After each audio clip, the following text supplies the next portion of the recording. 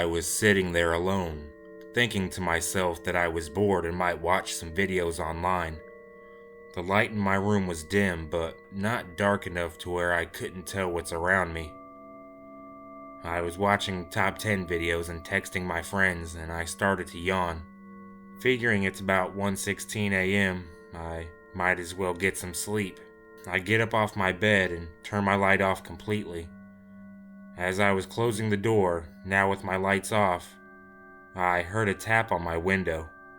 Thinking nothing of it, I started to crawl into bed. I heard the tap again. At this point, I knew it was more than nothing. I glanced up at my window, and what I saw next chilled me to the bone. You know that feeling? The feeling where your chest tightens, your eyes tear up, and breathing gets hard and your body goes stiff? This thing that I saw in my window stared right back at me.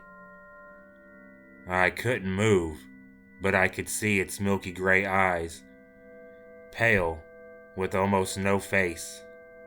It tapped on my window again. This time, its nails slowly sliding to the corner of the window. I finally gasped for air and let out a scream, and I think it spooked it a bit. My roommate ran in at that point and kept asking what's going on, what was that? I gasped for air again and grabbed his arm and pulled him to my window. I too was screaming, what could that be? Look at the window, what is that? We watched as it crawled over to my neighbor's house. I yelled, I have no clue what's going on, but I grabbed my bat that was lying in the corner and started for my door. He started freaking out, screaming about why would I go outside, and I told him I wanted to know what the hell that thing was. I took the bat and a flashlight and walked around the house. I quickly flashed the light at my window, noticing my roommate was still there watching. I put the light on the field between the houses just as quick. It was so cold I could see my breath with every step I took. I started slowing my steps, and as I was shining the light, I caught a glimpse of it. I yelled at it, asking it what it was, but it kept moving and evading the light and crawled under the deck of my neighbor's house. It looked like something I've never seen. It walked on all fours but stood on two legs. Its arms reached almost to its feet. It had no hair and paper-looking white skin, gray eyes with an empty shine to them, and the sounds it made sent shivers down my spine. The clicking sounds it made were slow and steady. I'm assuming it didn't have vocal cords like a human does, because that clicking is all I heard. I gripped the bat harder and slowly walked up onto the deck, yelling for it to come out. I could see its eyes and part of its arms in the shadows. The hands were big, with long claws dug onto the ground. It almost looked like it was going to charge at me, so I started to back up. The clicking sounds were getting louder and quicker. I heard my roommate in the distance asking what was going on, and asking if he should call the police. I couldn't speak at the moment, I was so scared. My flashlight was small and the light wasn't very strong. It was hard to make out what exactly this thing was. But as I was backing up, the deck light was turned on and my neighbor came out to ask what was going on. I told him what I saw and looked back quick to underneath the deck, but it was gone. To this day, I have no idea what it was. To this day, those eyes glancing at me through my window with the tapping haunts me. I don't think I'll ever figure out what it was that night, but I'll never forget.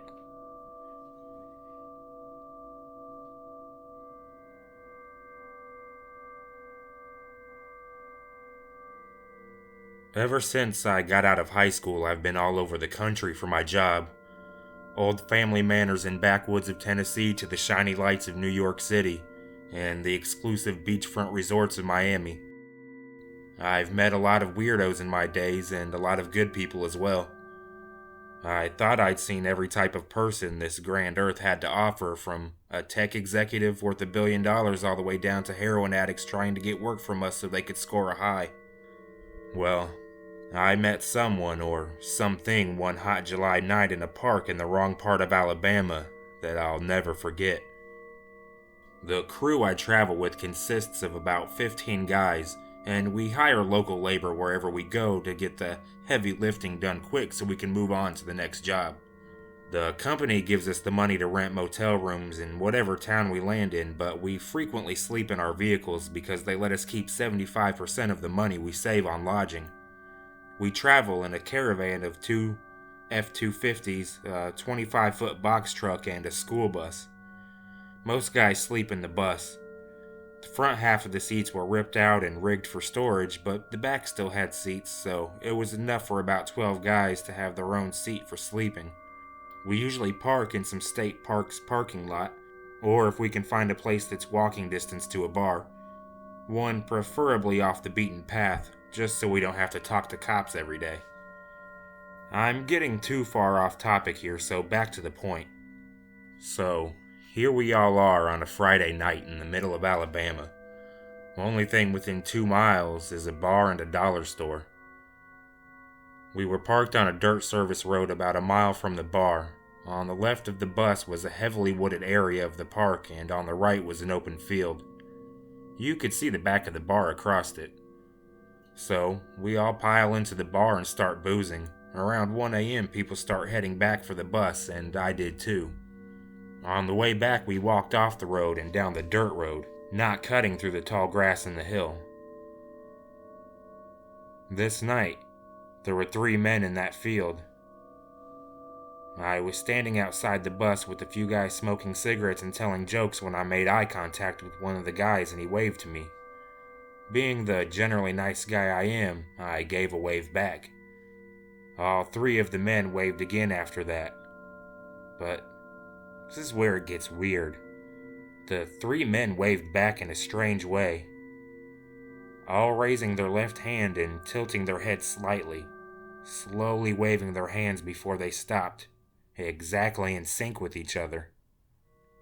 I pretty much laughed it off. I was still pretty buzzed and just hopped on the bus and plopped down in an open seat. I put my feet up on the top of the seat in front of me and leaned my head back against the window and was asleep almost immediately. Later that night, I was jarred from my sleep when my coworker Manuel grabbed me by the shoulder and shook me awake. He pointed out the window. On the field side of the bus, I could see the tops of heads running the length of the bus back and forth. I watched quietly for several minutes and ended up kicking the guy sleeping across from me in the ribs, but just hard enough to wake him up. I stammered in my terrible Spanish, telling him to be quiet and watch. And he sat in silence, watching with us. I could see them running the length of the bus, but I noticed something. It was dead silent, besides the light snores of those on the bus. This meant that their footsteps weren't making any noise. It must have been 2 minutes before I finally moved. I pulled my gun out from my backpack and pulled the 2 awake guys to the front of the bus with me. We woke up a couple others and told them to keep watch. I ran down the steps and threw my shoulder against the doors, forcing a hole into the door and jumping onto the dirt below. Followed immediately by 4 guys wielding digger bars and saws. 2 of the guys were yelling at one of the guys at the back of the bus, but I was focused on the guy in front of me. He was running to the front of our caravan. The 2 small trucks were in front of the bus, and the box truck was in the back. The guy I had my focus on ran around the front of the caravan and came down the opposite side. I was gonna stick the digging bar I had across his chest and try to knock him down, but he took off a few feet into the woods. I had the bar raised, and I was ready to spear the guy with it if he tried something. He was a couple of feet from the tree line, but I could see his face clearly in the moonlight. His eyes were bigger than anything I'd ever seen. His lips drawn back like he was showing his teeth. I could still hear my guys yelling at the rear of the bus. I raised my revolver a little bit and aimed to the left of him. There was no need to shoot a tweaker or something if they're not trying to kill you. I just wanted to scare him. This is when it tried to speak. It was the strangest string of sounds I've ever heard. I can't even write them or explain them. They were just inhuman noises, not even like in animals. They were so alien. His body gyrated and contorted with each sound, but his mouth didn't move. His mouth didn't open or shut with any noise it vocalized. I shot my gun down into the dirt ahead of me, and this thing screeched like an animal's war cry. It was almost deafening. It turned faster than any human could have and disappeared into the woods. I heard the two other things take off after it, dashing into a thick brush. That was the last we saw of them, probably because we got the hell out of there.